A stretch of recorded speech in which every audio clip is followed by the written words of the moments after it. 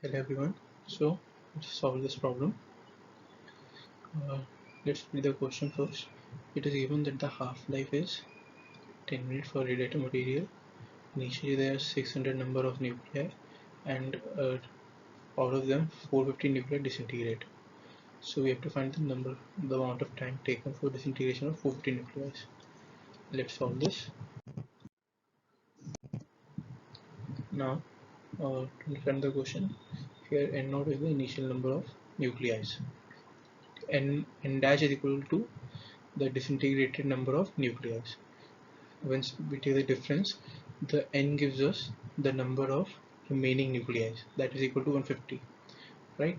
So now we know the formula, right? That is n by n not equal to 1 by 2 t raised to power 1 by the time of half-life, right? So n by n naught is equal to 1 by 2 t raised to power 1 by 1 by 2 raised to power t by 10. So if we put in the value 150 upon 160, right? So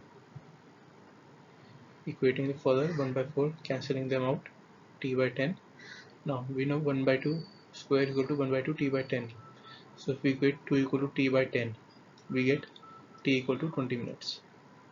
Hence your answer.